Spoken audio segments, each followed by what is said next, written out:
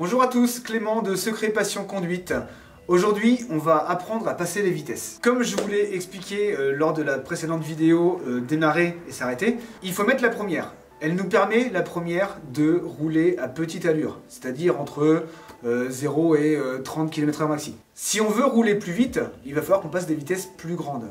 Donc la première sert à démarrer, rouler doucement, et la plus grande vitesse, donc peut-être la 5, peut-être la 6, ça dépend des voitures, nous permettra d'aller à des vitesses qu'on va atteindre sur route, sur autoroute. C'est parti, on va en voiture.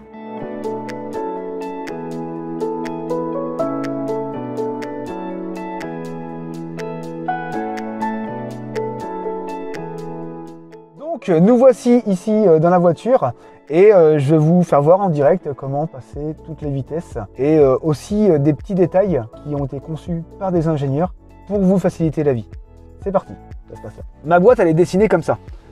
J'ai des vitesses qui sont en haut, des vitesses qui sont en bas, des vitesses qui sont à gauche, des vitesses qui sont au milieu et d'autres à droite. Il faut d'abord connaître ce qu'est le point mort. Donc le point mort, c'est toute cette ligne-là où il n'y a pas de vitesse. Partout où on n'a pas une vitesse de mise, c'est ce qu'on appelle le point mort. Donc le point mort va de là à là. Sauf que des ingénieurs ont conçu le levier de vitesse de façon à ce qu'il revienne tout le temps au milieu. Si je tire à gauche et que je lâche, ça revient au milieu. Si je tire à droite et que je lâche, ça revient au milieu. Donc en fait, quand vous voulez passer une vitesse, vous avez juste une chose à faire, c'est penser où est votre vitesse que vous voulez mettre par rapport au point mort. Donc si je veux aller mettre la première par rapport au point mort qui est ici, il faut que je fasse à gauche pour aller là et après en haut. Si je veux mettre la deuxième, eh ben c'est pareil, c'est à gauche et après en bas.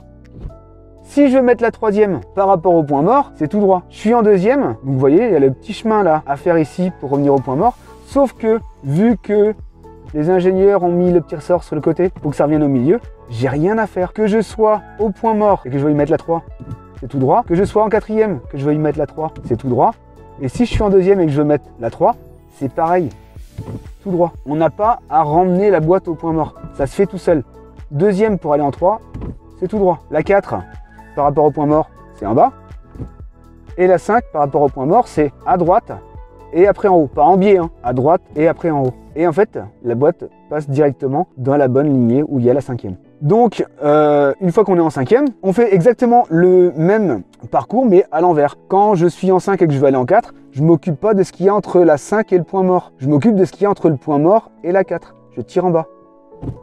C'est tout. Je vous conseille de vous entraîner à l'arrêt dans un premier temps, de passer toutes les vitesses en essayant de mettre la main au bon endroit par rapport à où vous voulez aller.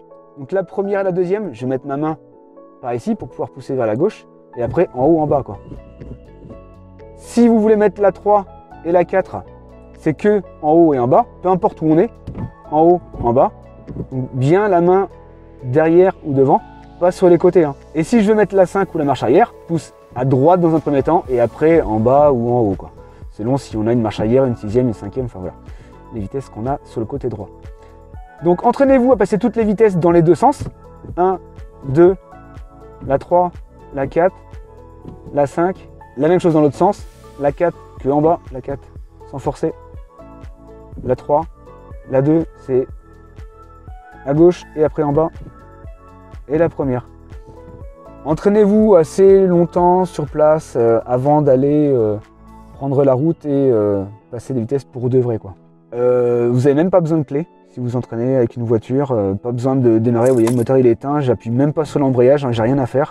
J'ai juste à passer des vitesses, ça passe tout seul quoi. Donc maintenant que vous savez comment manipuler le levier, il va falloir utiliser un petit peu les pédales pour pouvoir les passer. Quand on va être en première, dans les 20-30 km/h et qu'on va vouloir passer la deuxième, vous allez devoir dans un premier temps appuyer sur l'embrayage. Quand on appuie dessus, c'est ce qu'on appelle débrayer. On débraye la pédale de l'embrayage. Vu qu'on n'a plus besoin du moteur pendant ce moment-là, on peut lâcher la pédale de l'accélérateur. Donc, on lâche la pédale de l'accélérateur en même temps qu'on appuie sur l'embrayage. Et à ce moment-là, ça vous permet de changer de vitesse. Et cette opération sera effectuée à chaque changement de vitesse. Que ce soit pour monter des vitesses, passer de première en deuxième et puis après en troisième. Ou à l'inverse, pour rétrograder, passer des vitesses plus petites. Vous aurez toujours besoin d'appuyer sur l'embrayage. Il nous reste une chose à voir pour pouvoir passer les vitesses correctement, c'est quand passer les vitesses. Alors quand passer les vitesses, ça va dépendre un petit peu du moteur. C'est lui qui va nous demander de passer des vitesses plus grandes ou plus petite. Donc si je démarre mon moteur et que je regarde ici mon compte tour, donc c'est la vitesse du moteur, on voit le 0 qui indique que le moteur est éteint. Là où est l'aiguille en ce moment, vous vous rappelez, on a parlé l'autre jour, c'est le ralenti moteur, là où le moteur tourne sans que je touche à rien du tout. Donc le moteur tourne là au minimum au ralenti moteur, mais c'est un endroit où il aime pas trop. Le moteur, lui, il va pouvoir aller du ralenti à au maximum environ 4000 tours sur un diesel. Sur un essence, ce serait un petit peu plus. Mais là où il aime bien être le moteur, là où il a de la puissance sans trop consommer, c'est environ entre 1500 et 2000 tours. Donc à 1500 tours, comme ici, le moteur commence à avoir de la puissance sans trop consommer et jusqu'à environ 2000, 2005 maxi.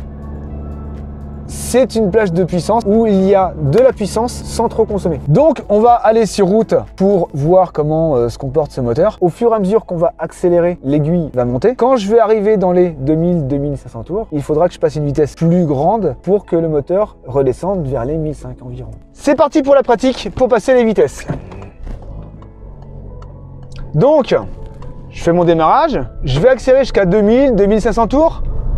Après, j'inverse mes pieds, j'appuie à fond sur l'embrayage pour aller mettre la deuxième.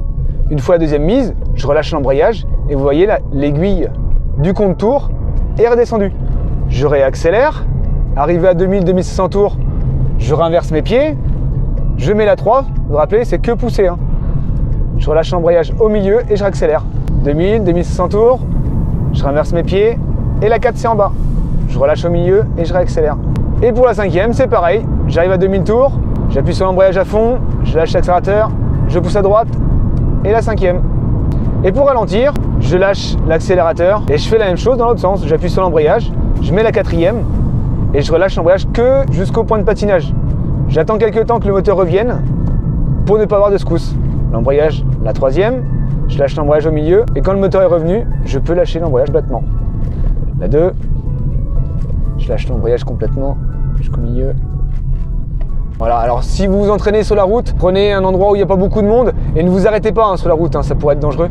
Donc, petit récapitulatif de tout ce qu'on a vu. En 1, il faut apprendre à manipuler le levier. Donc ça, pas besoin de clé, pas besoin d'appuyer sur l'embrayage, vous avez besoin de rien. Manipulez le levier sans le regarder, pour bien, parce que sinon plus tard vous serez embêté sur la route. En 2, il faut savoir comment manipuler l'embrayage. Donc c'est assez simple, on appuie dessus à fond et quand on le lâche, on le relâche jusqu'au point de patinage, comme quand on fait le démarrage, qui fait à peu près au milieu de la pédale pour beaucoup de voitures. En 3, on a vu quand passer les vitesses. Donc pour un diesel assez moderne, on va essayer d'être tout le temps entre 1500 et 2500 tours minute. Pour un moteur essence, on va être un petit peu plus haut. On va être plus entre 1500, 2000 et 2500, 3000 tours. Les moteurs essence ont besoin d'être un petit peu plus haut dans les tours. Donc quand passer les vitesses, et pour finir, essayez de vous trouver un endroit où vous êtes tranquille. Une route facile, où il y a peu de circulation. Alors ça va pas être facile pour tout le monde, hein. Pour ceux qui habitent en ville, c'est pas toujours facile, mais s'il y a beaucoup de monde autour de vous, vous allez être embêté, ça va vous mettre la pression. Donc pour débuter, prenez des endroits